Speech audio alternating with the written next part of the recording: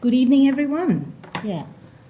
My name is Yin, and this evening I'm hosting the panel where you will hear from our undergraduate students. And tonight we have 3 undergraduate students who are all at different stages of their undergraduate experience. I might just hand over to them right now so they can introduce themselves and tell you a little bit about what they're doing here at the university. Pat Nguyen, would you like to start? Yeah, okay. My name is Nguyen, and I'm from Vietnam. I'm the first year in undergrad doing Bachelor of Arts, and I'm thinking of majoring in psychology in the future. Okay. I'm Alex. I study in the Bachelor of Environments, major in architecture. I'm from the Philippines, but I've lived in Thailand, and so yeah, I'm in second year right now. Okay, thanks, Alex. Hi, I'm Shahed. My parents are from Bangladesh, but I was born in Dubai. I'm in my third year of Bachelor of Biomedicine and doing a major in neuroscience. Okay, yeah. And you guys all came to the university after completing different types of curriculum before starting at the university? Yeah. Shahed, I think you did, what did you? A-levels. A-levels? I did A-levels, Yeah, yeah. before starting. Yeah, I did the IB course. IB, Yeah. and I also did A-levels. A-levels, okay. So we have different entry points for those who have completed an equivalent year 12. And for those who have not, they will do a foundation program, but in your case, you've all come directly into the university. Yeah. Okay, yeah. Okay, I want to take your minds back a little bit, and Shahed, for you, it's been a couple of years. I think you're being a third year student. Yes. I remember talking to you when you first arrived. Yep. So I'm going to ask all of you to sort of cast your mind back a little bit, maybe to your first week when you arrived in Australia. What were your first impressions? Should I go first? Yep, go ahead. Yeah. Start. Yeah, I remember it was really hot when I came. It was 42 degrees.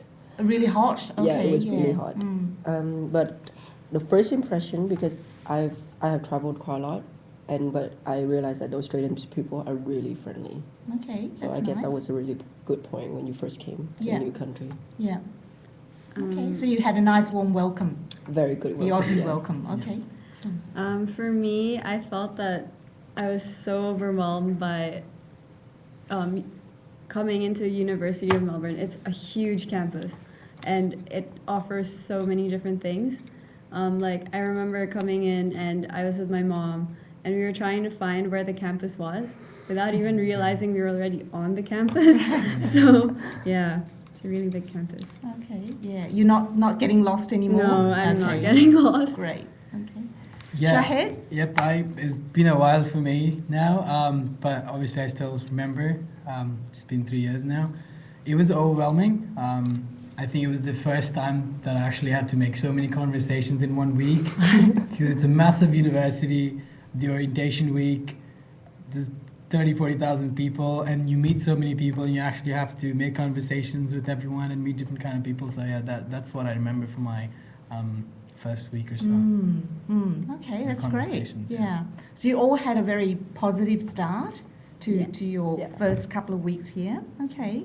And Alex, I think when I was talking to you, I remember that you told me that you had chosen to come to the University of Melbourne, despite the fact that your parents actually wanted you to go to the US because you have family there. Yeah, they preferred me going there where they actually had friends and family, and instead I applied for Melbourne, and they were just like, but you don't have any friends or family there. And then I'm just like, well, it tests my independence. Yep. So, yeah. And I think you also chose Melbourne in particular because you have an interest in sustainable architecture. Yeah, tell us a bit about that. What is sustainable architecture and why us?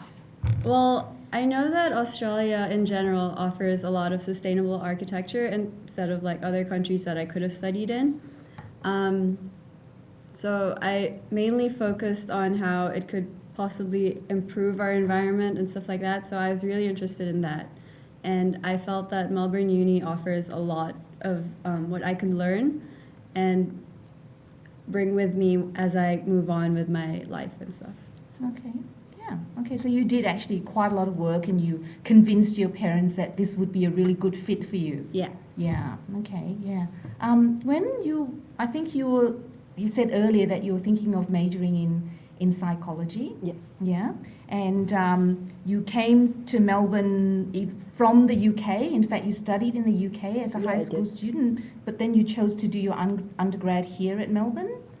Tell us why you made that decision. First, I think it's much closer to Vietnam. Mm, Probably that's the first reason of traveling a long distance since I'm a girl as well. right. And plus, I thought that Melbourne uni has a really good reputation. So in my case, reputation and ranking was a big priority Right. for choosing my university. Okay. And Melbourne in general is a very good, very safe city as well. Mm. So compared to say if you live in London or big cities, it's quite dangerous. And that's the one thing that my parents agreed on, that Melbourne is very safe. So that's why if I want to, I can go there. Okay, so your parents were happy with your Yeah. decision to relocate to Melbourne? Yeah, from the safety aspect. Yeah, okay, great, yeah. And Shahid, Sure. So I had a funny start and then a bit focused. So as I said, I did my schooling in Dubai, and I wasn't best in geography. So I thought, oh, because it's all desert in Dubai. So I thought, what's the closest place that I could go to, and it has a lot of water. And I saw the world map, and there was Australia. yeah. It looked like an island continent. Yeah, why not? Let's go there. So I started researching Australia, and it was easy since then. I just looked up the number one university, and it was Melbourne Uni, and I had to come here. And also because I'm doing biomedicine, and I knew I was doing something in health sciences. So when I was looking into universities, apart even the second and third, Melbourne Uni had a great reputation with their health sciences courses, and the fact that there's like one entire block just with research institutes and hospitals just beside the university was a big plus and attracted me as well. Great, yeah. And it sounds like, I mean, you all kind of did your homework and you made the decision based on a lot of different decisions and different factors, I mean, but all based on having, researched it and compared it with maybe different cities, different universities and so on. Okay, excellent, okay. So let's talk a little bit about your course and your study experience in general. When we've said you're looking to major in psychology, and you told me that you hope to work in the diplomatic corps one day. Yeah, excellent. Yeah. And having done your A levels, I was just wondering how you found the Melbourne curriculum, because at Melbourne, we want students to develop their depth in their particular majors, but we also strongly encourage students to take subjects that will broaden their expertise in other areas as well. So having come from the A levels, which tends to be very focused, how did you find having to take some of the breadth subjects, and what breadth subjects have you chosen? I have chosen law for this semester and anthropology for the next semester. Okay. I find that because it's for the first year we have a choice of choosing all possible subjects that are on offer in Melbourne Uni. I thought that was compared to the UK system where it's really specific.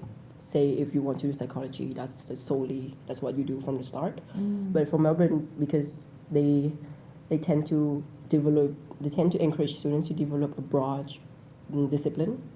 So I thought that is really good, because say if halfway you want to change your mind, you still have the basic foundation to go and employ into other aspects and other areas that you're interested in. Okay, yeah, great, yeah. So the law subject, how's that been? Have you found that? It's very good actually. We only have one lecture per week, but the lecturer she is very encouraging. She is very funny, and she makes a long lecture. It is a really long lecture. It's 2 hours, but she makes it very easy to chew on. Okay, that's great. Yeah, excellent. Yeah, Shahid, or Alex, either one of you, your breadth subjects? Yeah, definitely. So I've never done computing before, and then with technology, like we're in a virtual fair and everything, like I was really intrigued. Oh, this tech thing is really cool. Computer science is really cool. And I never got to do it in school, unfortunately, because I had a lot of science subjects. So I came to Melbourne Uni doing biomed, and let me try some computing subjects. So the first year, actually, 2 subjects I did was computing. The first one was Foundations of Computing, and second semester it was Foundations of Information System. And I had a good and bad experience. Bad because it was really hard, and good because I was really grateful that I was doing something else because I knew this wasn't my piece of bread.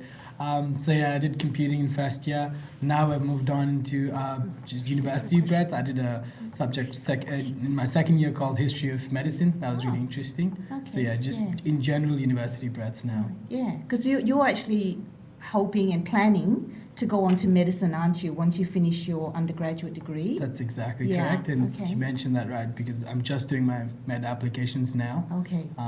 Yeah, so it's about Right. time. Okay. Yeah, so fingers crossed. That's the plan to Yeah. get into medicine next year. Excellent. Good Okay. luck. Thank you. Need that. And Alex, what are you doing? Well, right now I'm doing finance, which is not a typical like breadth subject that Right. people would take because it's more difficult, I think.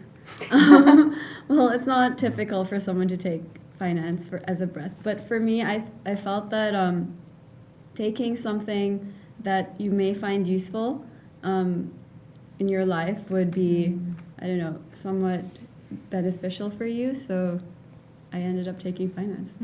Okay, yeah. So the breadth subjects have allowed you to either explore a completely new area, Exactly. yeah, or maybe take something that you think will complement what you're Yeah. where you're already studying.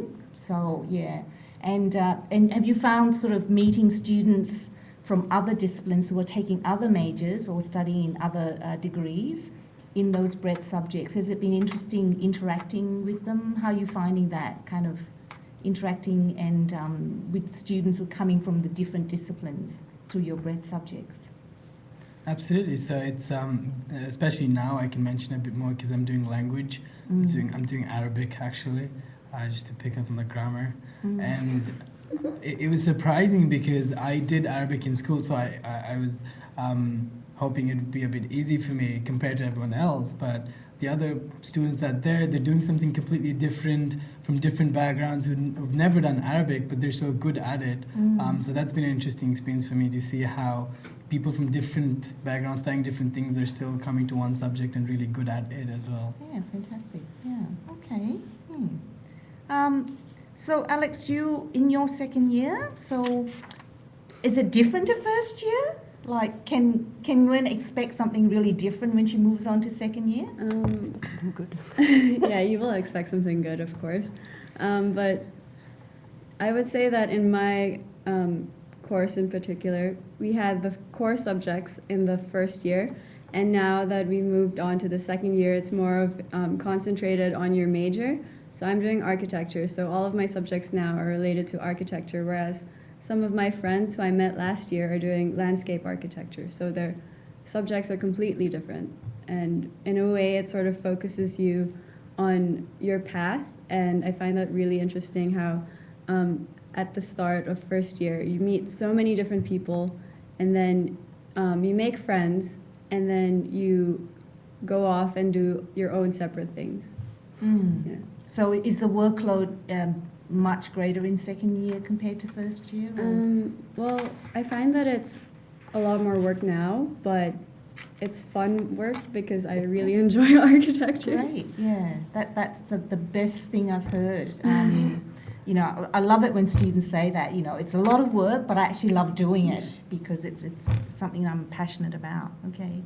And Chad, you were on this panel 2 years ago, as we said, as a new student, and I remember you saying then, you know, you were really excited about all the new things you were learning, and I remember you saying that you had learned so much about this and so much about that and so on. But more recently, when I was talking to you, the thing that came across very strongly was you saying how you felt you'd changed as a learner. So it wasn't just about what you learned. You want to tell us a bit more about what you meant by that? For sure. So just to clear from the first experience that I used to talk about, and that was much more, as I said, about people skills, conversation.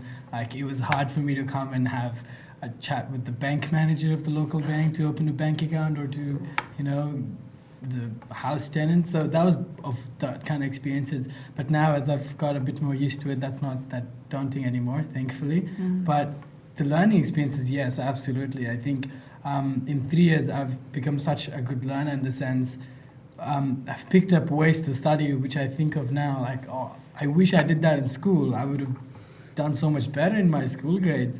And it's just because of the people around you. You learn so much.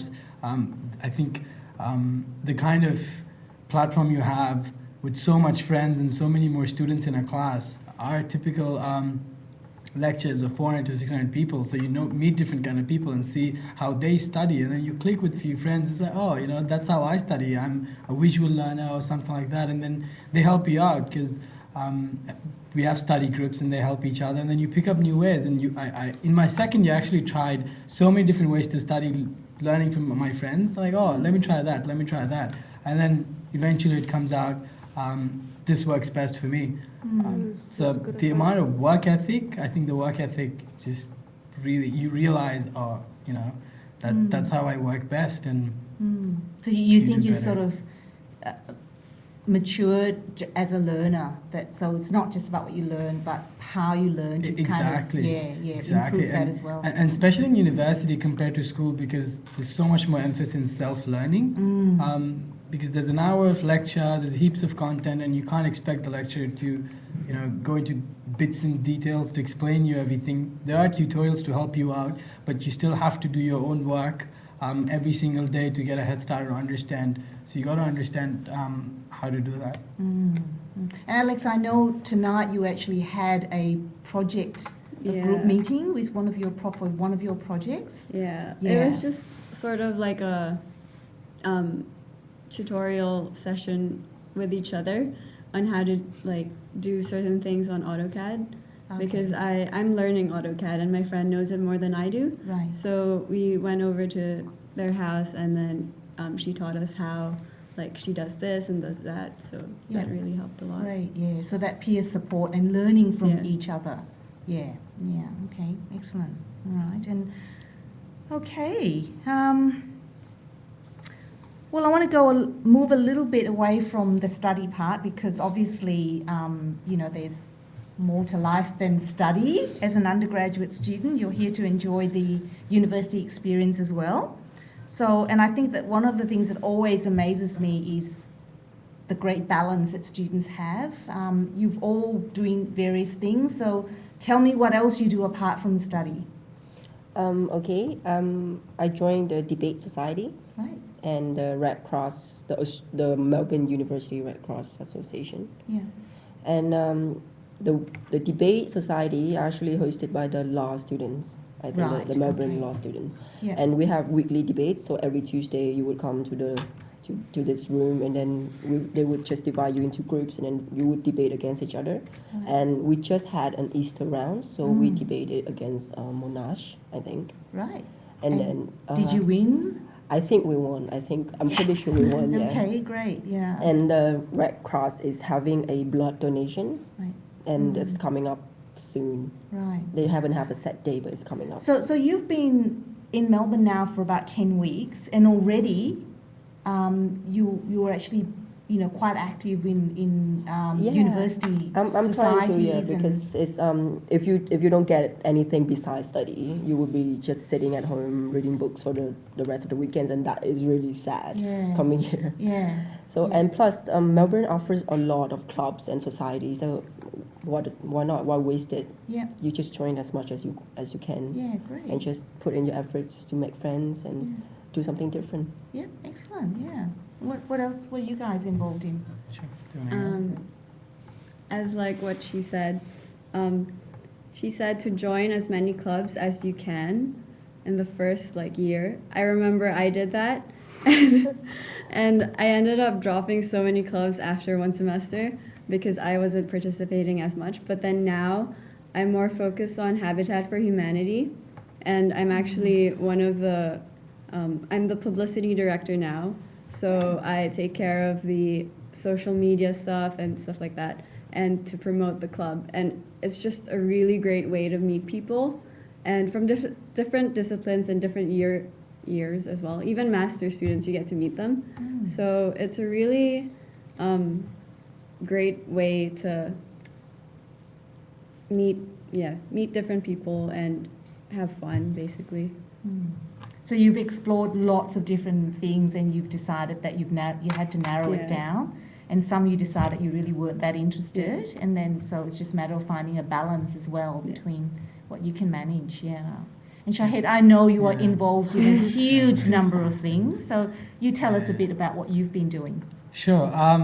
So for easiness, I'll just give another flip side as well. Like from the clubs and society perspective, there's even different ethnic and religious clubs as well. So that's been quite a good support for me. Like I'm a Muslim, so it was hard for me to understand a few things that we would do in campus. So there's a Muslim Student Association, so that helped me a lot, and I was part of that in second year, helping new students just understand how to do different things. So that's definitely there. I play cricket, so I'm part of the cricket club. We do Friday matches, so that's been fun. I actually moved on to start our club, which was pretty easier than I thought. You just need 40 weird people to have a similar interest, and then you can go and start a club from Union House, and they provide you funding to do events. Yeah. And it was around entrepreneurship, Okay. so just using different faculty, like how do you start a social business under healthcare, under med, or if anything else. But yeah, as they said, it's definitely the people. Like I have, it's funny now when I put my reminders, like I have different names for the friends I made in different places. So like catch up with this group, catch up with that group, and that's how it is. And then by the time you're in third year, you'll say it's a small world, and there's so many mutual friends among these different clubs, Yeah. and True. you have a big community around you. Yeah, great, yeah.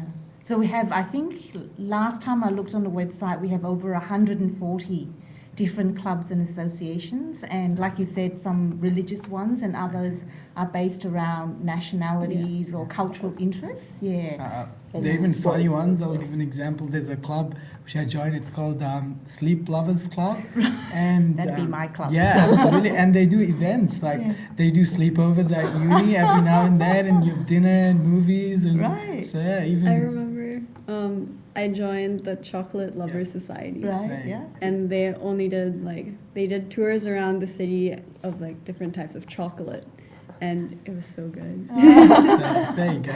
That's one you haven't dropped out of, right?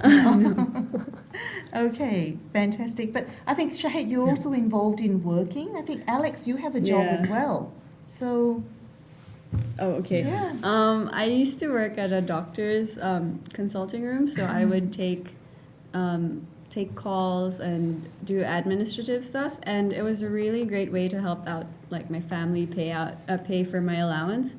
And yeah, there are a lot of jobs offered to international students. You just have to be patient and find one that suits you. okay, yeah. And so you're finding the balance between study, extracurricular activities, and working. Yeah. That balance is working out for you? Yeah, just Yeah. be mindful when you're working. Normally, they say that you shouldn't be working more than 10 hours a week, just to balance everything out. But I find that I can work up to 12 hours, so that's really good to know. Like, Yeah. Okay. And one more point, like working is not your priority, because I saw many students, and they were frantically looking for work, part-time job. But just to reminding, it's not a priority, Yeah. and that should not be the first thing that you look for. Yeah, yeah, and certainly from the university's perspective, we don't encourage students to go looking for a job in the first 6 months of their arrival, Yeah. because there's so much going on in those first 6 months. But you know, for many students, they are able to balance that, and particularly in the school holidays when there's no study happening. I was actually lucky to get an on-campus job end of my first year. So this is a careers online website provided by Melbourne University. So they post a lot of jobs, and majority of them are from the university. So I applied to quite a few of them and got lucky.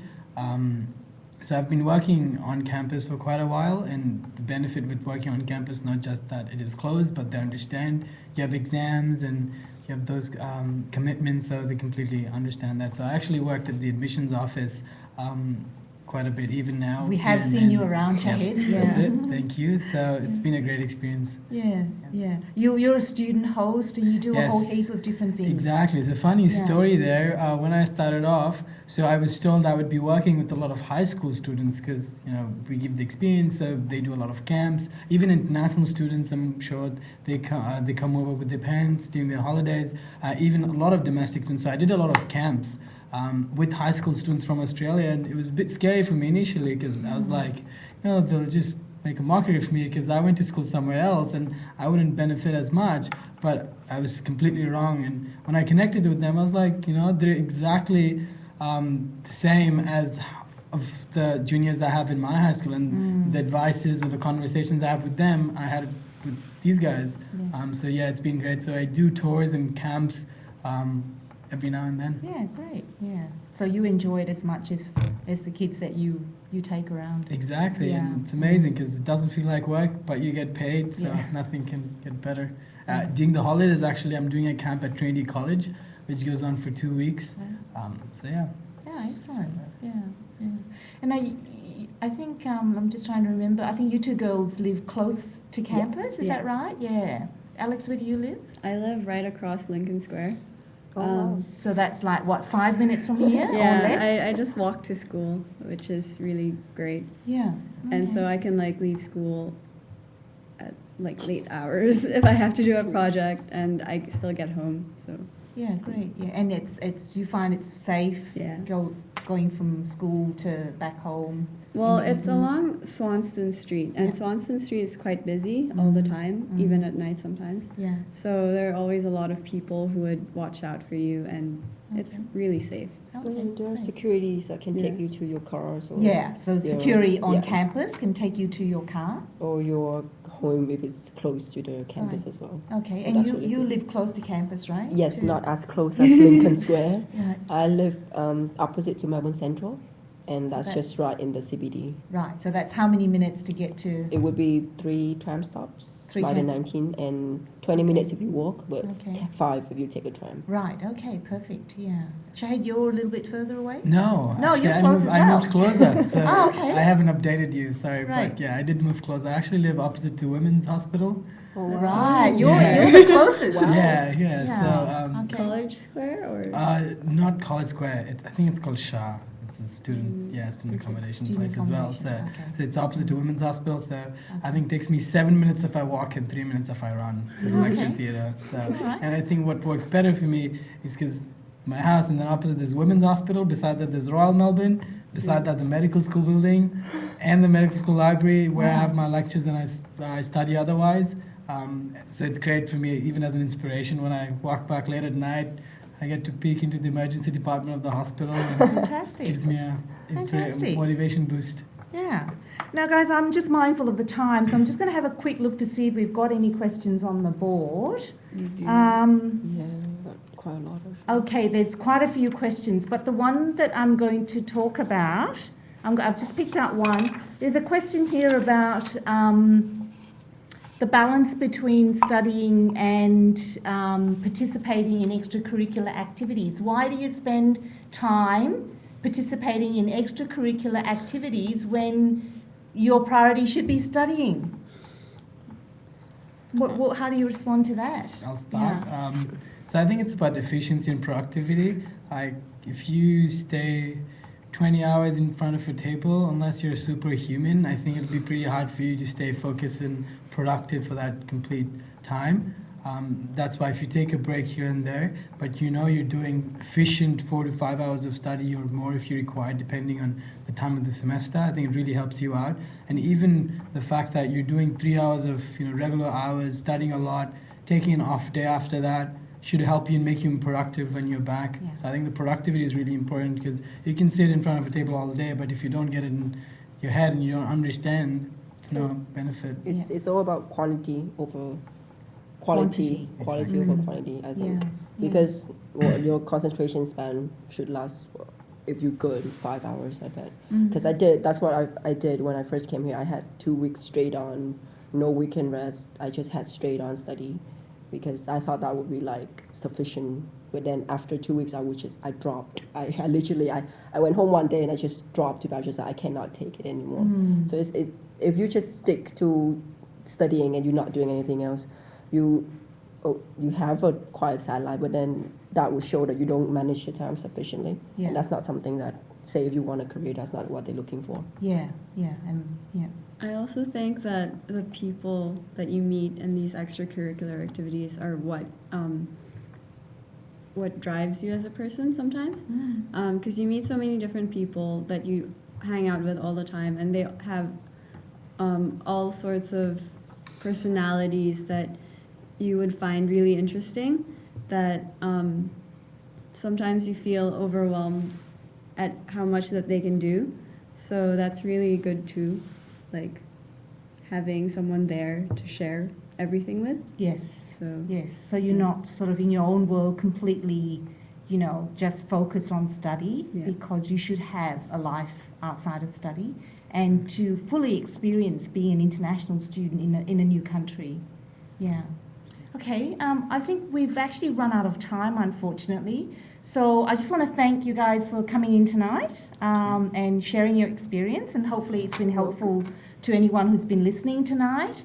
And just to let you know out there that the next session that we're going to have is a session about the Bachelor of Environment. So if you're interested in what Alex is studying and you'd like to find out more, tune in the next 15 minutes. Well, thank you.